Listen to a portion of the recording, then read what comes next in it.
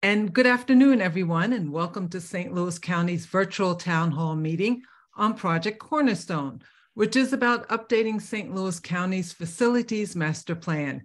Thank you so much for joining us. My name is Lorna Godwin of Vector Communications, and I am your moderator for this meeting. Today, we are going to share with you why the master plan is being updated, the feedback we have received from the public and county staff on improving customer service and the workplace environment, and then we'll show you potential options for upgrading the facilities.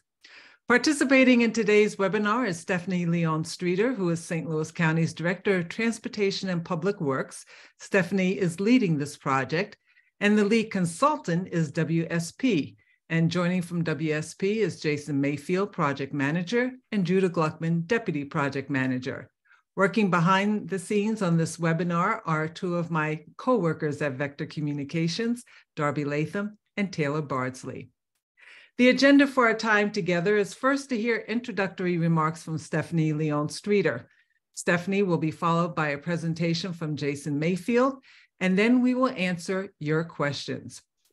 Before we begin, though, it's important that I review our virtual meeting protocol.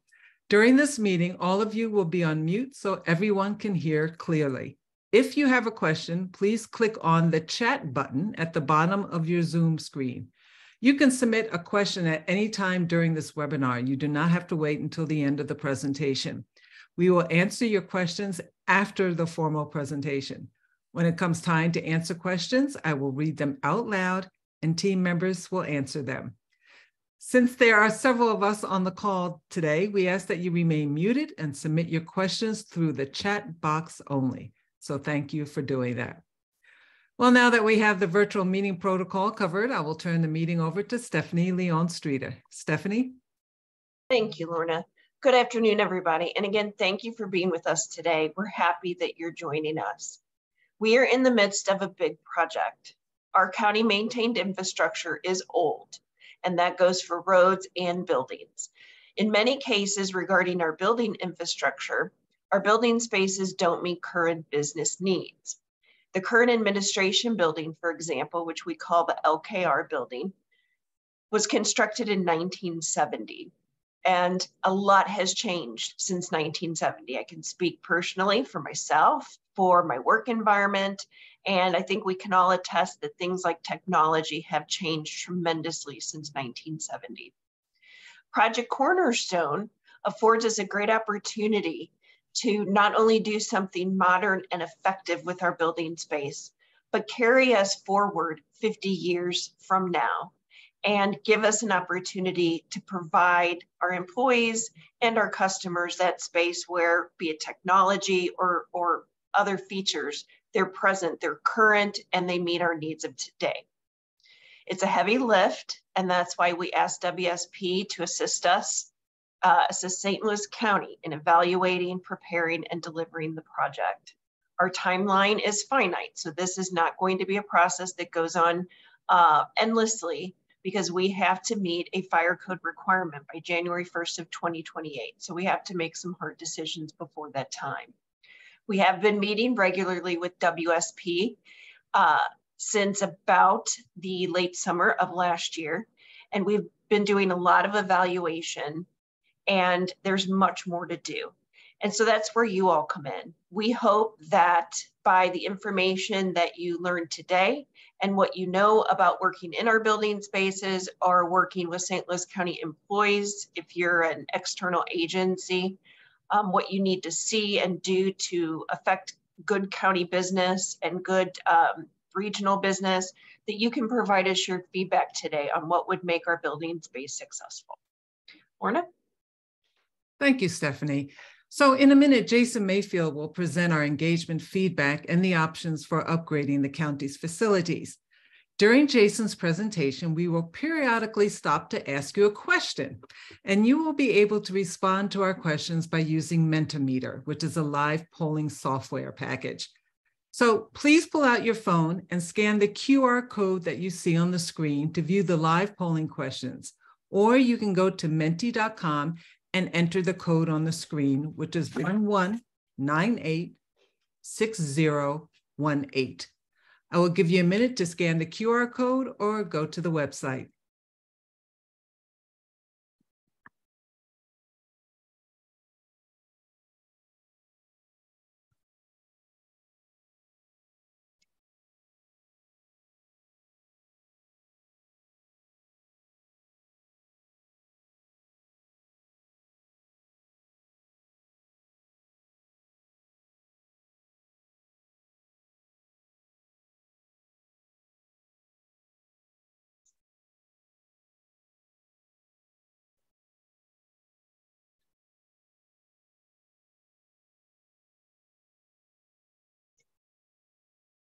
Okay, so let's try this out. We're going to have a test question, and you see it on the screen. At what facility do you work? Choose one of the options you see.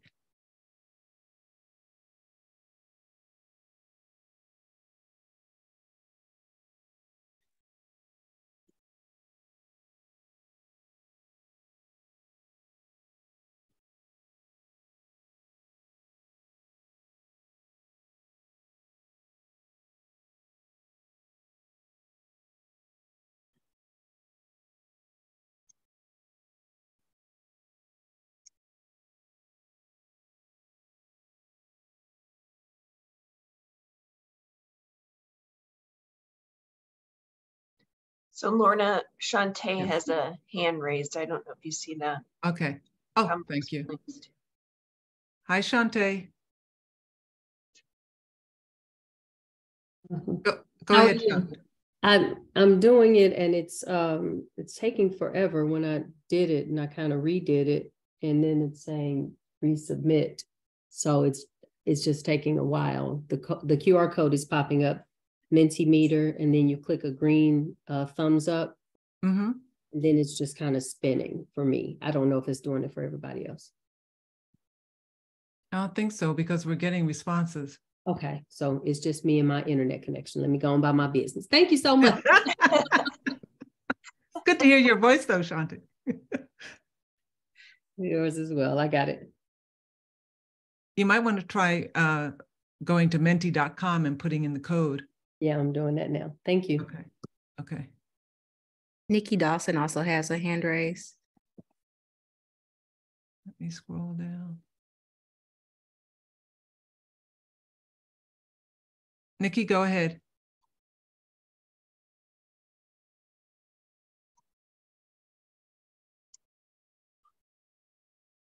Oh, I'm fine now. I had Okay. a problem as well. I just changed browsers. It just wasn't working for me in the first browser. Thank you. You're welcome. Thank you for being here. Okay, Jason, let's see the results for this question on which facility do you work? Oops.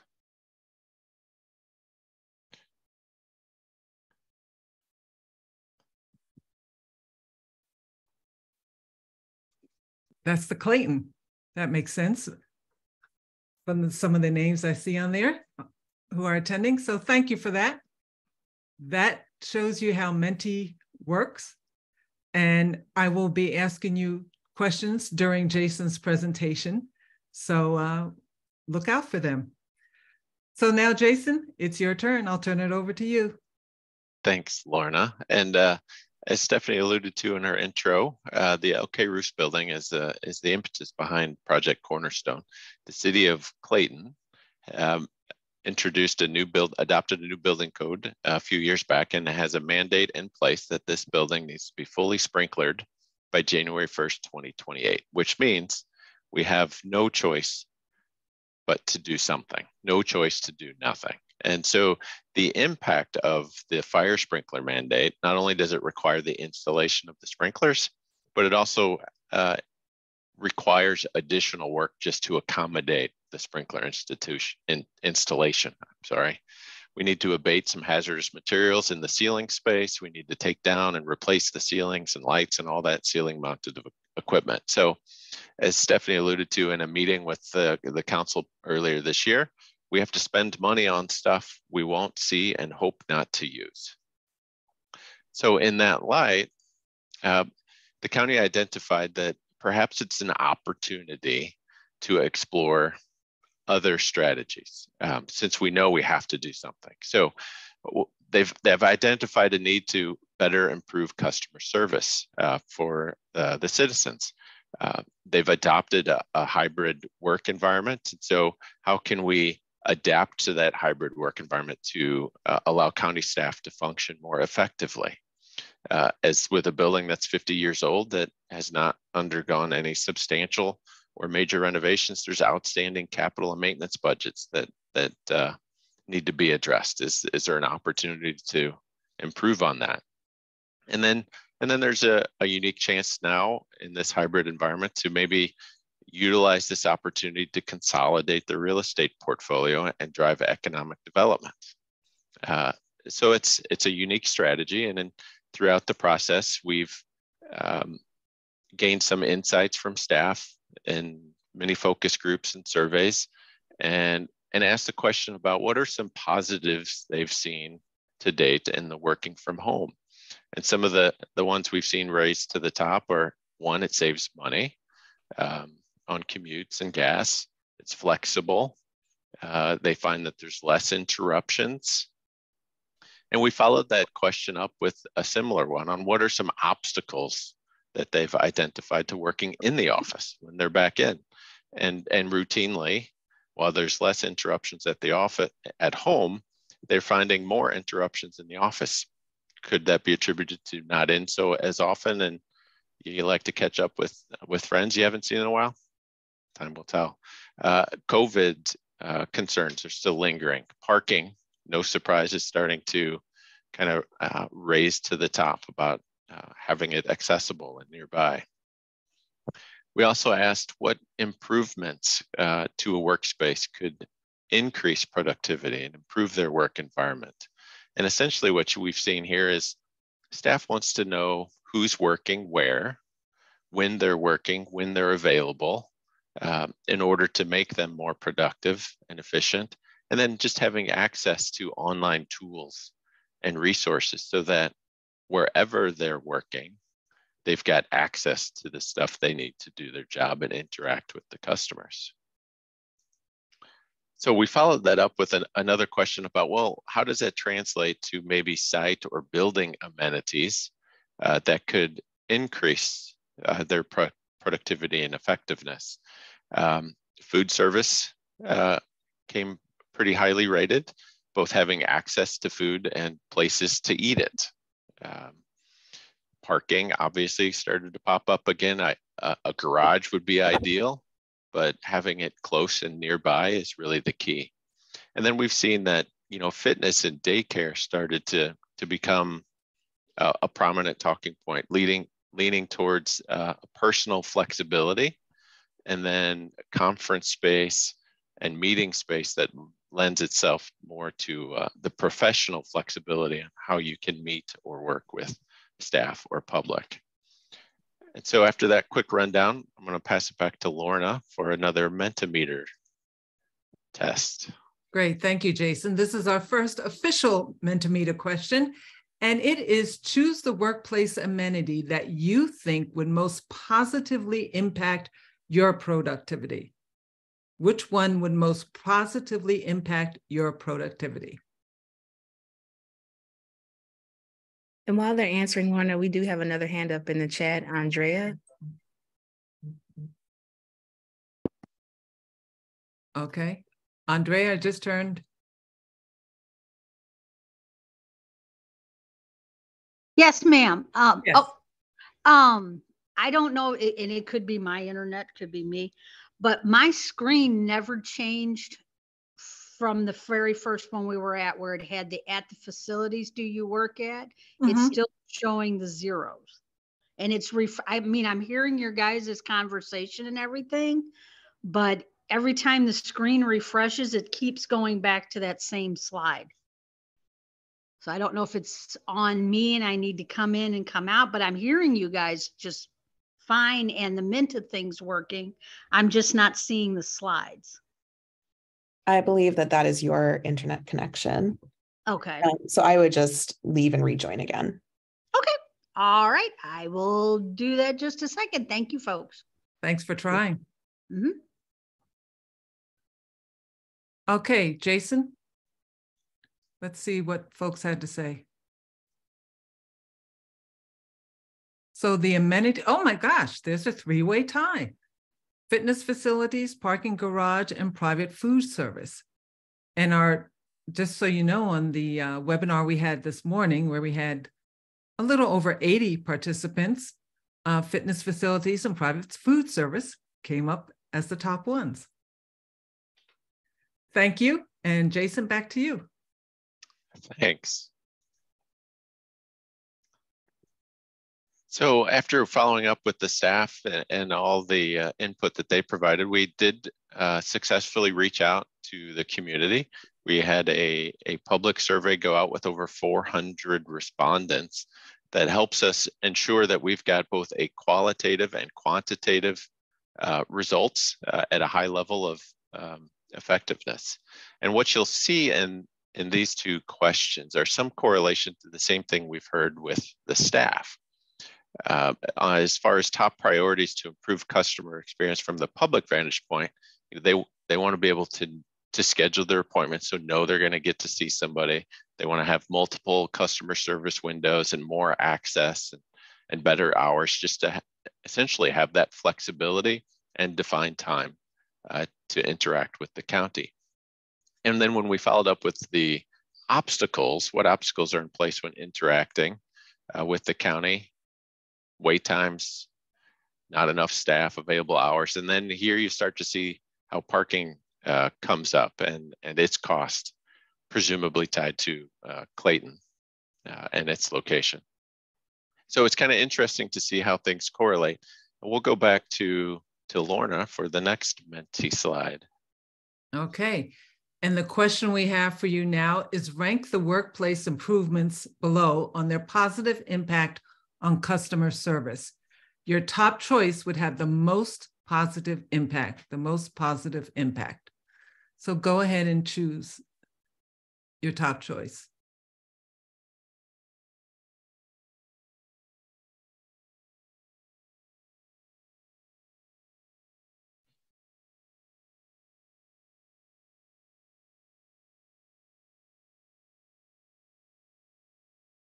I don't see the number moving anymore. So Jason, let's see what we got. Scheduled appointments, number one, followed by information desk improvements and service kiosks. About the same, great. Back to you, Jason. Thanks, Lorna.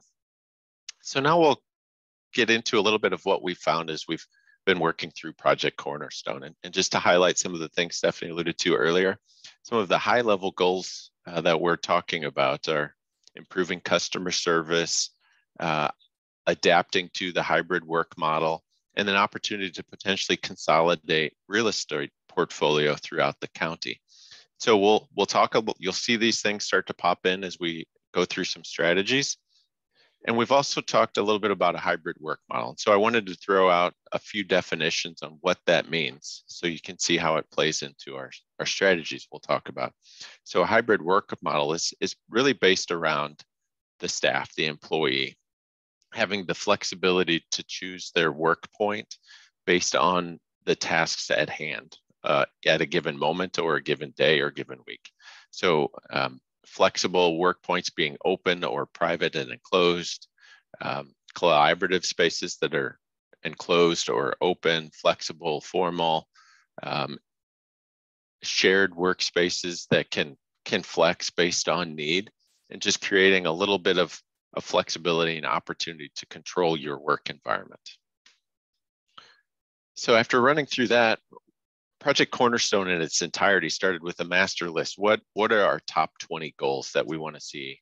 And in this slide, we start to illustrate how we've kind of honed that down to building-centric goals that were studied and how they could impact and help drive the decision-making process. And so the top two goals illustrated here, improving customer service at locations that they live and work, and then the modern right-size flexible workspace, rose to the top and account for about half the points on an objective criteria in order to help illustrate really where the focus needs to be.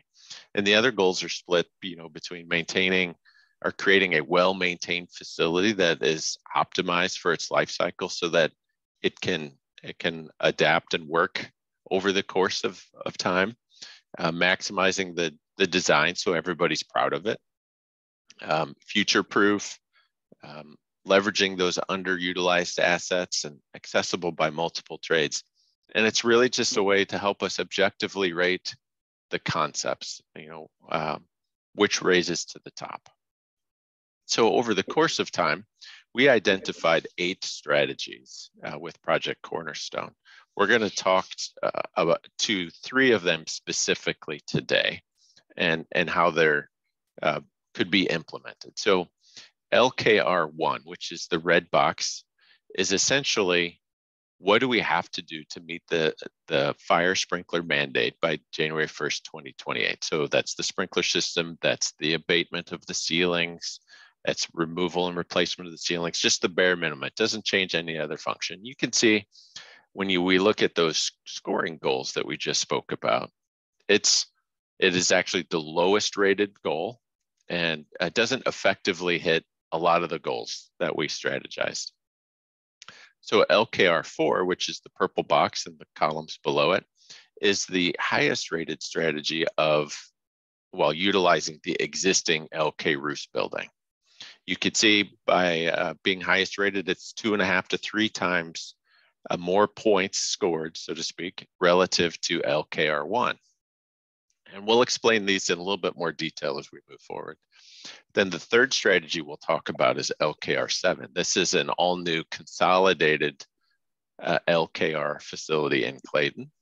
And you'll see that it scores 99 out of the 100 points. So it pretty effectively hits those goals objectively and efficiently. So now what we'll do is we'll talk a little bit about each of those in a little bit more detail. LKR1, as I stated, is essentially the baseline. While we can't do nothing, we don't have a choice. This is as close to that as possible to meet the mandate. So all we do here is tear the ceiling down, put the sprinkler in. We do not make any interior or exterior improvements. So the benefit is it gets the job done according to the mandate. The constraints are, it doesn't really check the boxes on improving customer service or adapting the workspace to accommodate the hybrid work. We know it's eventually going to have to require the interior and exterior renovations. The building's 50 years old and hasn't undergone anything substantial. So we know at some point in the near future, that's still going to have to happen. And then it is the highest risk for uncovering unforeseen conditions. So there's a lot of risk involved with this strategy, but it's the baseline, it meets it. So we feel like it has to be considered.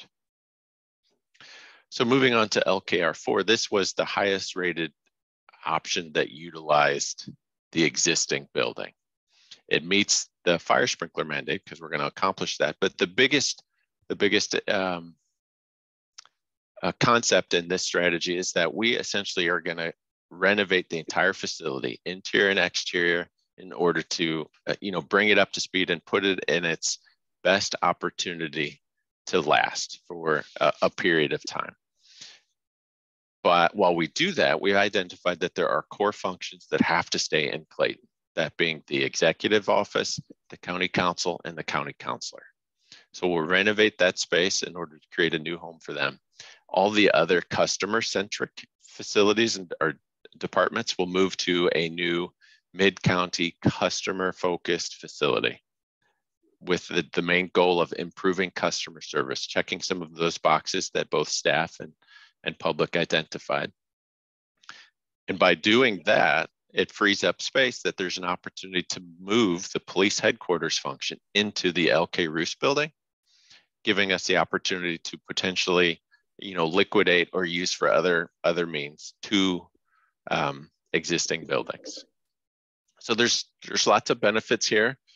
Some of the constraints that we've identified, though, is this amount of renovation may require some temporary facilities to house staff during construction throughout the duration. And it will require some significant structural upgrades just to meet the current seismic codes. So there are some complications. And then we mentioned earlier the Mid-County satellite. We'll get into a little bit about kind of where this is to help you kind of locate it in your mind's eye, so to speak. But it's a new facility that would be built around the hybrid work model with the flexible work points, customer focused. So we'd have a lobby, kiosks, scheduling, a very public centric, entry point, secure entry, and then it'd be focused on accessible parking and transportation access. So available multi-modes of transportation. And moving on to LK7, as I mentioned earlier, this would be an all new facility, much like LKR4 and consolidating the core functions. This does that, but in a new facility so that we eliminate some of those risks in trying to renovate and upgrade a 50-year-old facility. So it creates a new core function facility in Clayton as required by the charter. And then we move and create that mid-county customer-centric facility for all the other departments. And by doing this, that frees up the LK Roos building or property for potentially reduction of portfolio and eliminates all that operating and capital improvement needs that it needs. The downside here is, as with many things, it's the second highest impact to the overall budget. And as I alluded to earlier, it's essentially the same mid-county satellite strategy employed in 4, being customer focused, flexible, accessible by transit. So we alluded to, and I'm sure the question at hand is, well, where are we talking about mid-county? So the little red icon represents Clayton, where LK Roos is currently located. We started to brainstorm, well, what is still centrally located that simplifies access to the county facility by both staff and public. And we identified these 4 areas, A, B, C, and D. The mid-county satellite concept also then reduces the amount of real estate we need in Clayton, which is no surprise to anybody, some of the most expensive real estate in the metro region, while allowing us to consolidate portfolio and centralize our key functions. So now we're going to go back to Lorna after that quick summary for a few Menti questions. Great, thank you, Jason. So there was a lot right there, but we first want to get your initial reaction to what do you think about this new centralized mid-county customer service facility? Pick one of the options there.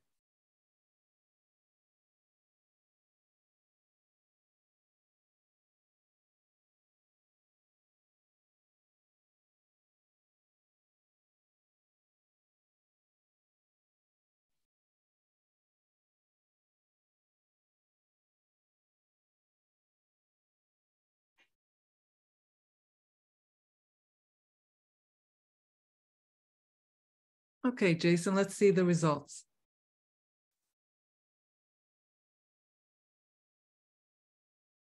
Oh my goodness.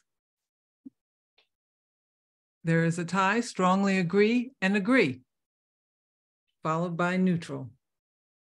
Okay, so the next question is, which area would be your ideal location for a new centralized mid-county customer service facility? And you see the 4 areas A, B, C, D. Pick one.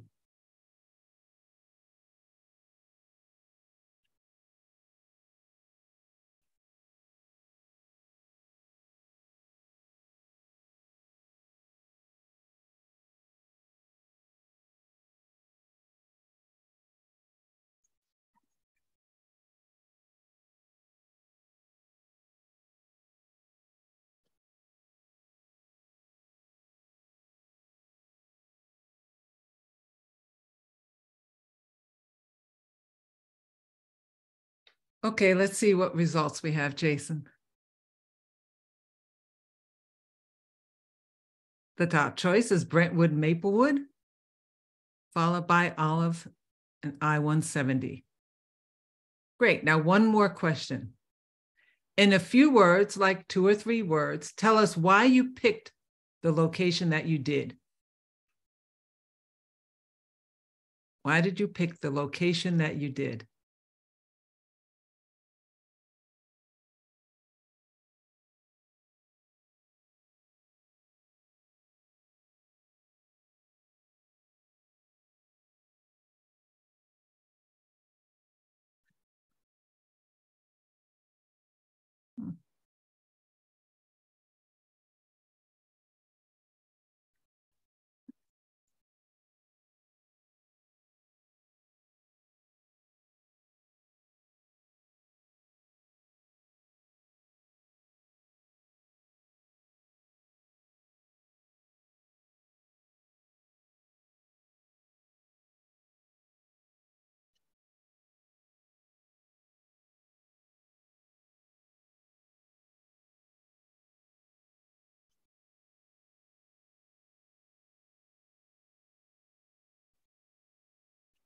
People are still typing, so I'll wait a little bit longer.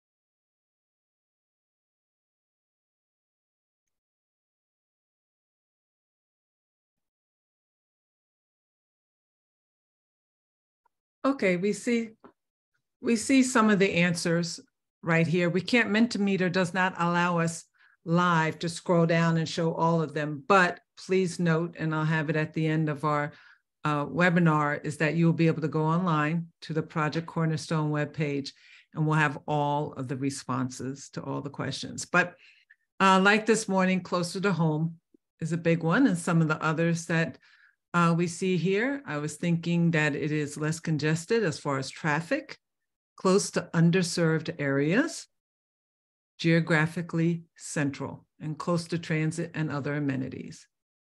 So thank you for answering those 3 questions. And now I'll turn it back over to Jason to describe the next option. Jason.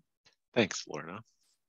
So as we were working through Cornerstone and we started thinking about the Mid-County satellite, we started to take an opportunity to review, well, maybe there's not a chance that we can consolidate some locations and create a new customer-centric Southwest satellite facility with a single secure entry, secure being the key here, improved lobby, kiosks, and scheduling, all those things to respond to what we've heard both today in the Menti questions and in the past staff and public input.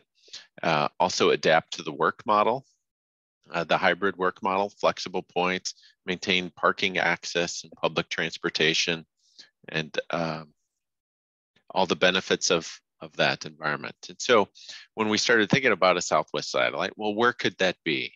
We kept in consideration where some of the existing facilities are.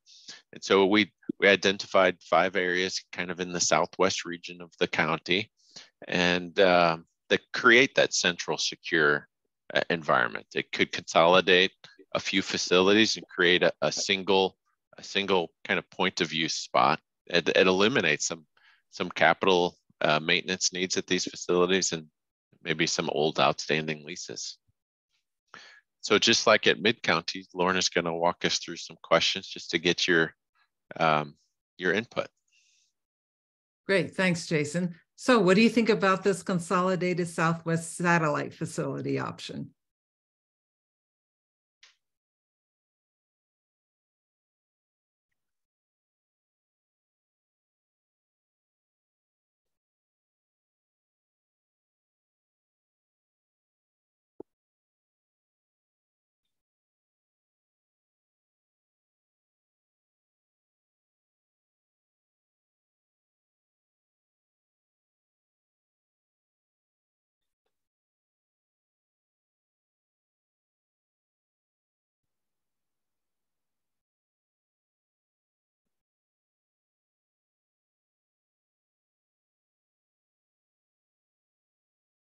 Okay, Jason, let's see the responses.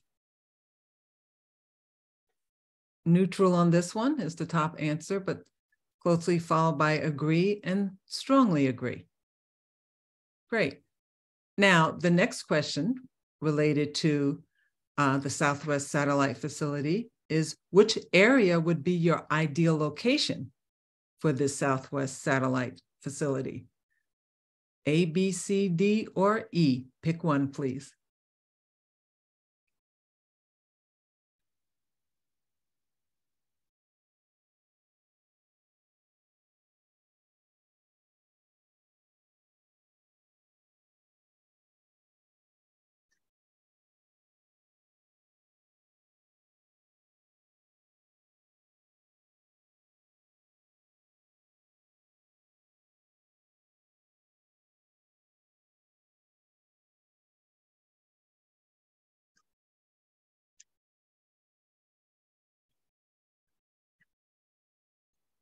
Okay, that should be enough time. So let's see what folks had to say. Oh, the overwhelming ideal location from this group is Gravois-Lindbergh, I-270. Great, thank you. Now, one more question in this section. As before, once again, in a few words, tell us why you picked the location that you did.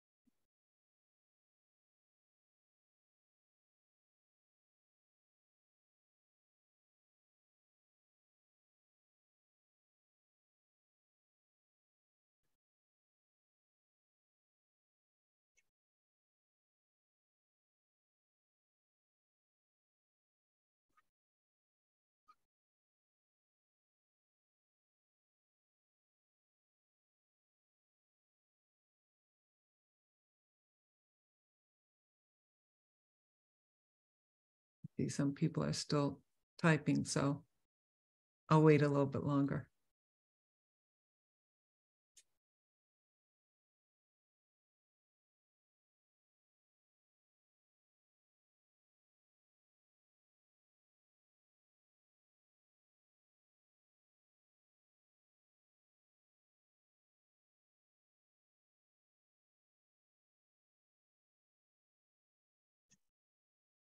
Okay, so we'll take a look at what we see up on the screen, but again, there is some more that you'll be able to see on the web page. Closest to Clayton, closer to home. Again, it's a biggie, as it was this morning. Not too far west or south. Close to customers we serve. Okay, great, thank you. Jason, back to you.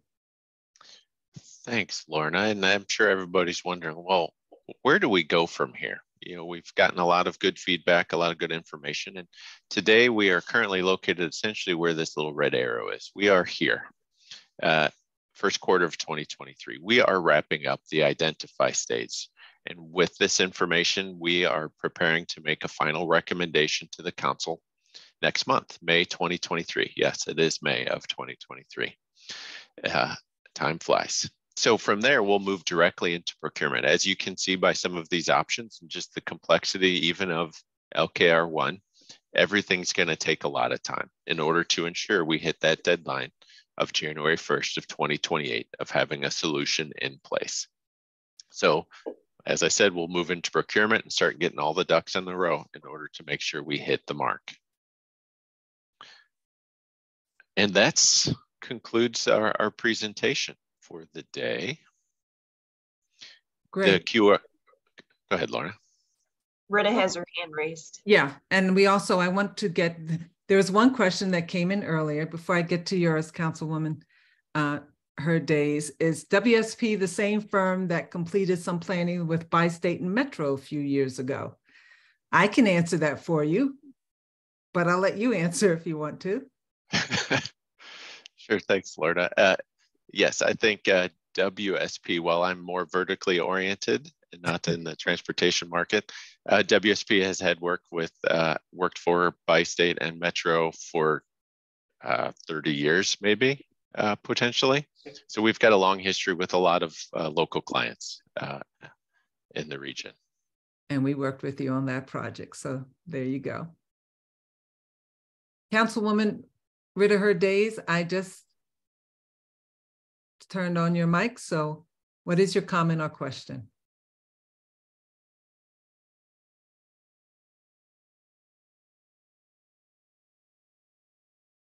Can you hear me? Now I can. Go ahead. I had a question, but my chat, it says it's disabled. So I'm not able to ask a question in there. Well, everyone can hear you. So you go ahead and tell us, ask your question. We can hear you. Okay, fine. Thank you. I have not seen any dollar amount associated with sprinklers and what that would cost us to remain in the building that we're in, but do the necessary prep work, asbestos and all that, and to add the sprinklers. I have not seen a dollar amount associated with that, and I don't know if we have one. Go ahead. I can take that. Yeah, Rita, at past budget meetings, we had indicated that it was at least $50 million. And while WSP is doing due diligence on our estimate, we looked at it in the 2023 lens, and we're absolutely at about $49 million currently, and in the year of construction, figure 2027, we're up at about 64 million.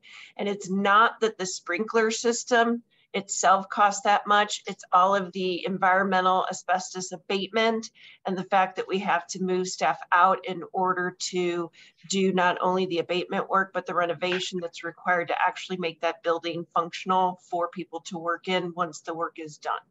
So it's very significant, and we have said that during our budget meetings. So if I am asked that question, my answer is 50 to 64 million, not just the sprinklers, but all the ancillary costs that will go along with that process.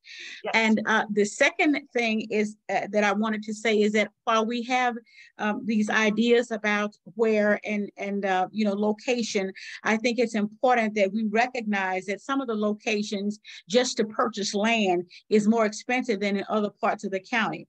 For instance, in Clayton, that's the highest real estate cost in St. Louis County. And I think that should be put into the equation as well. What is it that we can reasonably afford and also have access and make sure that we have good customer service? So those were the two comments that I had. So thank you. Thank you. Yes, thanks for participating. Thanks, Councilwoman. I want to clarify for the whole audience, some of the things that have raised those prices have a lot to do with the current economy for the sprinkler system. But again, WSP is going to scrutinize our numbers and our work, but it's a significant amount of money just to do the basic upgrade that the fire code requires. And if I can just take a moment just to add and expand a little bit, we are studying not only the capital costs, but also the initial capital costs, but also kind of like a 20-year operating plan so that the county understands the implications, not only today, or let's just say January 1st, 2028, but what can it reasonably expect over the next 20 years. That way it can inform the entire process, not just day one. And we are taking into consideration acquisition costs, lease costs, whatever, delivery costs, everything associated with the project. Any other questions?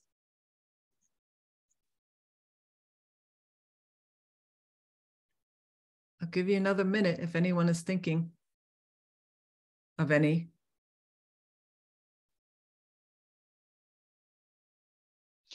While everybody's thinking, we can point out that the QR code here will take you to the Project Cornerstone page located on the St. Louis County Transportation and Public Works website.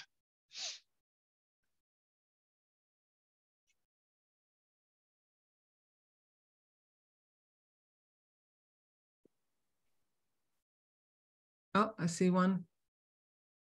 Shante, go ahead.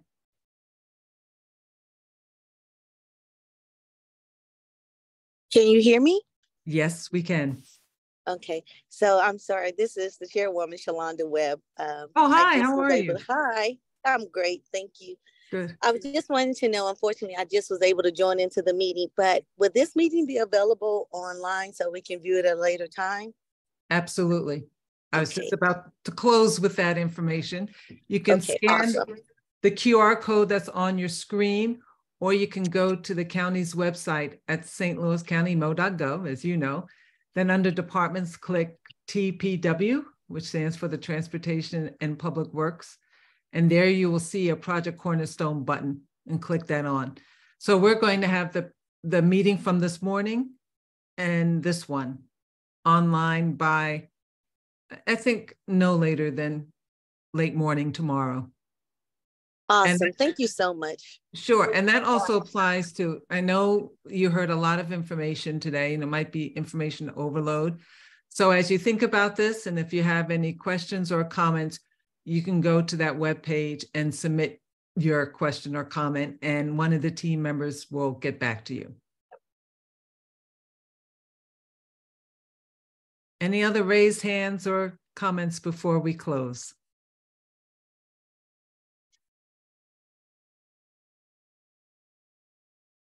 Well, great. That concludes our presentation in our webinar. Thank you so much for attending and your interest in this project. And as you heard, it will be presented to the County Council in May, because January 1st, 2028 will actually be here before you know it, when something has to be done. So thank you so much for your interest, your participation, and have a great evening. Bye-bye.